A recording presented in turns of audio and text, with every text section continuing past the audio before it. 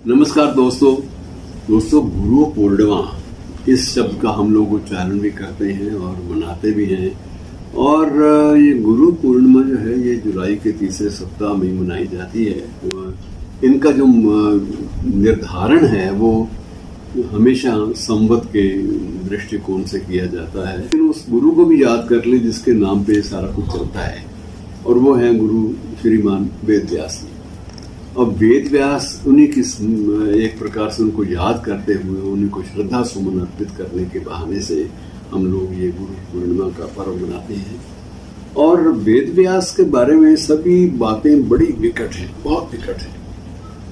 इनके बारे में जितने भी कथानक हैं वो अलग अलग हैं, और सभी कथानक जो हैं वो सारगर्भित हैं। कोई भी निरर्थक बेतुका कोई भी नहीं है।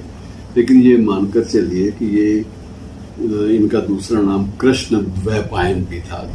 कृष्ण द्वैपायन का मतलब यही है कि द्वैपायन वो द्वीप था जहाँ पर जन्म हुआ था, और इनकी माँ का नाम सत्यवती था, और पिता का नाम आप जानते हैं, सत्यवती के जो पत्नी थे शांतनु। तो वो इस प्रकार से सारी कथाएं चलती हैं। अब जन्म किन परिस्थितियों में कैसे हुआ इसके बारे में बहुत सारी कथाएं, और हमारे जो पौराणिक आख्यान है मित्रों, इनका कोई भी ओर छोर ना तो समझ में आता है और ना इनको चुनौती कोई दी जा सकती है। लोग इसमें बातें बड़ी सारगर्भित होती हैं। अब वेद व्यास की सबसे बड़ी विशेषता ये है, ऋषि वेद व्यास की, इन्होंने जो महाभारत लिखा, महाभारत के स्वयं ये एक पात्र भी है, और सारे कौरवों और पांडवों के बुजुर्ग भी हैं। ये भी बात एक मान्यता प्राप्त है। और कहा यह जाता है कि त्रिकालदर्शी थे, तीनों कालों का, आने वाले कल का, बीते हुए कल का, और जो वर्तमान है, तीनों का आकलन पहले ही कर लेते थे। और इसी आधार पर इनको लगा कि ये सारी घटनाएं होने वाली हैं, और उन्होंने उसका लेखन कार्य आरंभ कर दिया। बाकी ये कहानियां साथ में जुड़ गई कि जब इन्होंने महाभारत लिखना शुरू किया तो उसमें गणेश जी की भूमिका भी आई। बहुत सारे गणेश जी ने स्टैंडो के रूप में इनका योगदान दिया।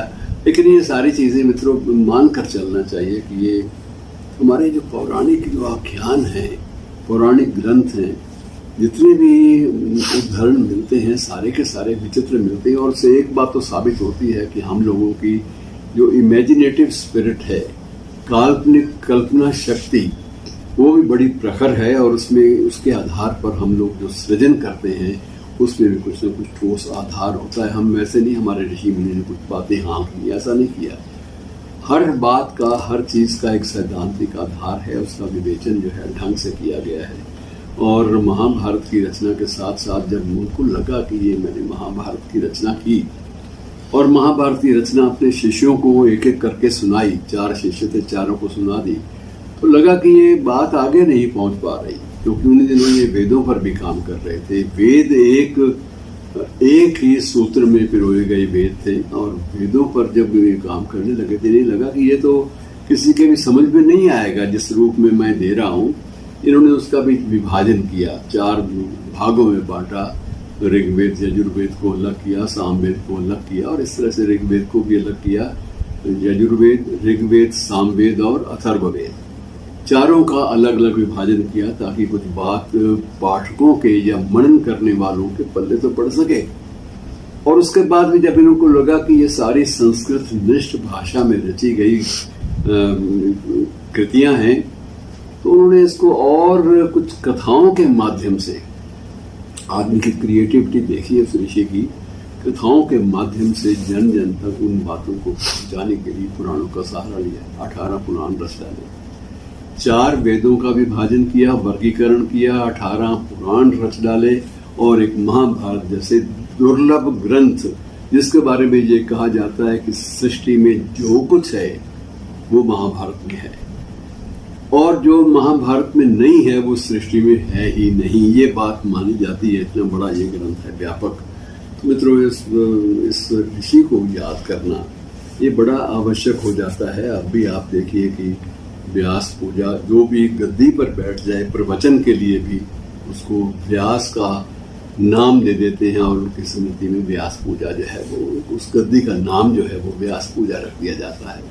हर कथा वाचक या कथा को नया रूप देकर प्रस्तुत करने वाले व्यक्ति को हम लोग व्यास कहते हैं। और इन्होंने जो दिया अपने काल में वो बड़ा अद्भुत था। और आगे वैज्ञानिकों ने, जो भाषा वैज्ञानिक हैं, उन्होंने थोड़ा सा और मथापच्ची इसमें की, तो ये पाया गया कि इनका जन्म जो है वो काल खंड के हिसाब से, काल गणना के हिसाब से ये ईसा से लगभग 3000 वर्ष पूर्व हुआ था। आधार यही है कि महाभारत 5000 वर्ष पहले लगभग हुआ था और महाभारत के ये भी एक पात्र थे। और महाभारत को जब हम 5000 वर्ष पहले का मानते हैं तो सीधी सी बात है कि 3000 वर्ष ईसा से पूर्व की बातें हैं। तो इस आधार पर ये मूल्यांकन, ये जो वर्ष का जो अंतिम जो निर्णय है, निष्कर्ष दिया गया है। और आज भी मित्रों एक गुरु के रूप में इनकी महिमा का गुणगान होता है और गुरु पूर्णिमा पूरी तरह से समर्पित है गुरु वेद व्यास के नाम पर। धन्यवाद।